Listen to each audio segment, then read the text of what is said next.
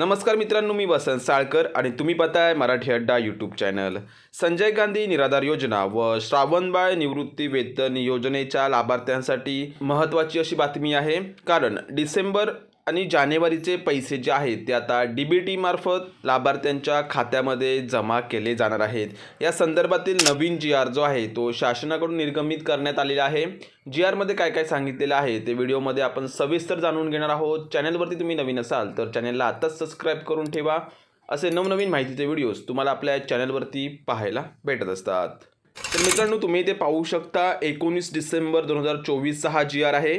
संजय गांधी निराधार अनुदान योजना व श्रावणबाळ सेवा राज्य निवृत्ती वेतन योजना या योजनेतील लाभार्थ्यांना अर्थसहाय्याचे वितरण डीबीटी पोर्टलद्वारे करण्याबाबत सामाजिक न्याय व विशेष सहाय्य विभागांतर्गत हा जो शासन निर्णय आहे तो इथे प्रसिद्ध करण्यात आलेला आहे। शासन निर्णयामध्ये माहे डिसेंबर 2024 पासून सदर योजनेअंतर्गत पात्र लाभार्थ्यांना अर्थसहाय्याचे वितरण डीबीटी म्हणजेच डायरेक्ट बेनिफिट ट्रान्सफर पोर्टलमार्फत थेट लाभार्थ्यांच्या बँक खात्यात जमा करायची बाब जी आहे ती शासनाच्या विचाराधीन होती आणि त्याच अनुषंगाने मित्रांनो हा जो शासन निर्णय आहे तो 19 फेब्रुवारी 2024 रोजी इथे निर्गमित करण्यात आलेला आहे। शासन निर्णयामध्ये तुम्ही इथे पाहू शकता क्षेत्रीय स्तरावरून दिनांक 19 डिसेंबर 2024 पर्यंत डीबीटी पोर्टलवर ऑन बोर्ड झालेल्या लाभार्थ्यांची संख्या एकूण 27,15,796 इतकी आहे।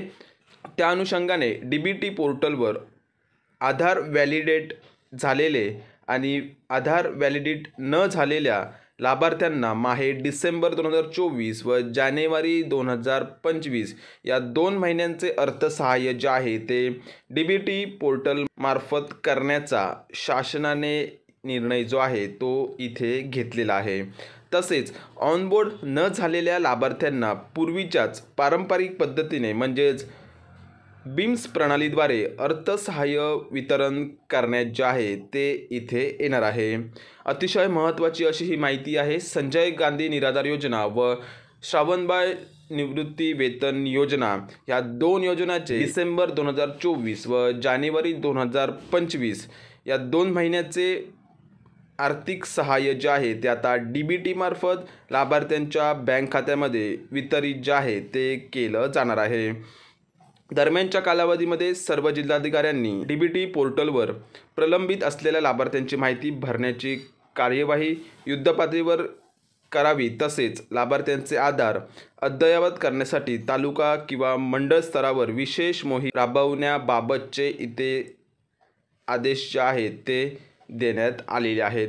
अतिशय महत्त्वाची अशी माहिती आहे। तुम्ही पाहू शकता दिनांक 19/12/2024 पर्यंत ऑनबोर्ड झालेल्या संजय गांधी निराधार अनुदान योजनेतील लाभार्थ्यांची संख्या एकूण 12,36,425 इतकी आहे। तर श्रावणबाळ सेवा राज्य निवृत्ती वेतन योजनेतील लाभार्थ्यांची संख्या एकूण 14,79,366 इतकी असून एकूण 27,15,791 लाभार्थ्यांना डिसेंबर 2024 या महिन्याचे अर्थसहाय्य जे आहे ते डीबीटी पोर्टल मार्फत थेट लाभार्थ्यांच्या बँक खात्यामध्ये जमा जे आहे ते करण्यात येणार आहे आणि त्यासाठी एकूण 408.13 कोटी इतका निधी जो आहे तो निधी इथे आवश्यक असणार आहे आणि त्या निधीचा तपशील जो आहे तो इथे दिलेला आहे। तपशील जो आहे तो तुम्ही इथे पाहून घेऊ शकता।